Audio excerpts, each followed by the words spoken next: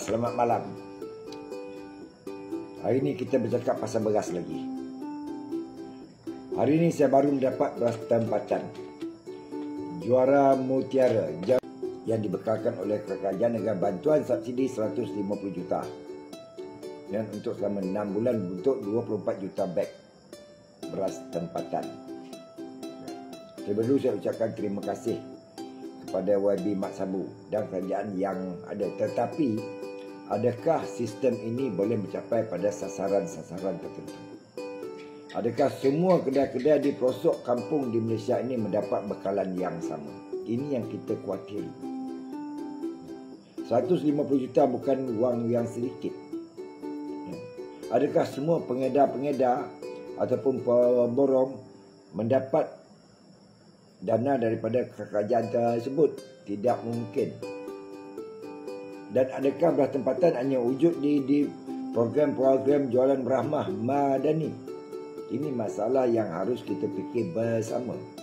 Apa yang saya dimaklumkan kepada saya, hanya warga tempatan saja boleh membeli beras tempatan ini.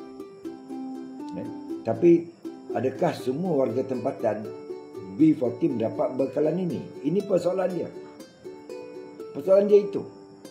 Jadi, pada pandangan saya lah, saya masih ingat lagi, Anwar Ibrahim telah bercakap, seandainya kami dilantik sebagai kerajaan, kalau kami tidak betul mengurus, tolong bantu kami, tegur kami. Saya sebagai rakyat Malaysia menegur.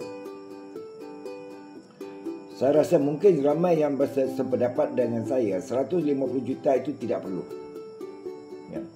Kenapa kita tidak naikkan beras tempatan kepada RM32.25? 150 juta dibagi 24 juta beg, kita akan mendapat congkakan kita sebanyak RM32.25. Sedangkan beras import masih lagi di tahap harga RM37 ke RM42. Masih bawah, masih boleh beli. Selama ini tak ada beras tempatan pun penduduk masih beli, terpaksa membeli.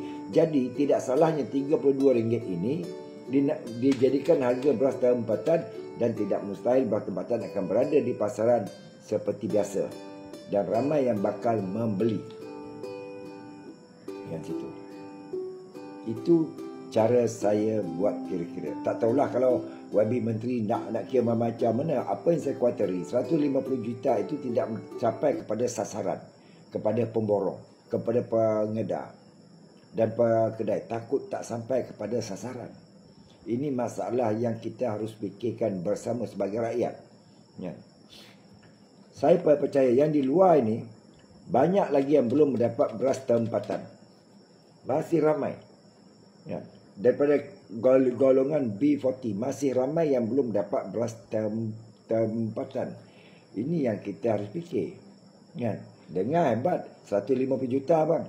Ya. Tapi sasaran itu tidak mencapai kepada sasaran yang sepatutnya.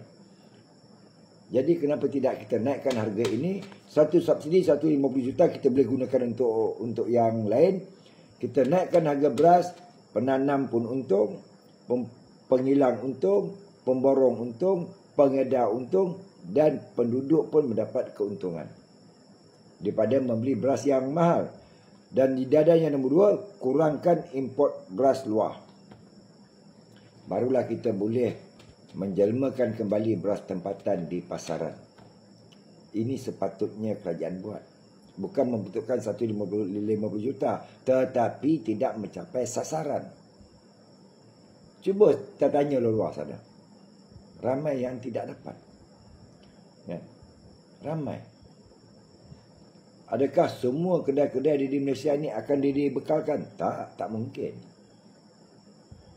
Saya takut 150 juta tidak dapat menepati sasaran-sasaran tertentu. Dan lebih baik 150 juta itu dibatalkan, naikkan harga beras daripada RM26 kepada RM32.25. Sejajar dengan harga 150 juta dibagi dengan 24 juta beg beras. Itu lebih baik. Ya, naikkan harga. Dan saya percaya bila naikkan harga kepada RM32.25, beras ini tetap berada di pasaran seperti biasa. Jangan lupa ikuti saya, langgan saya, follow my account.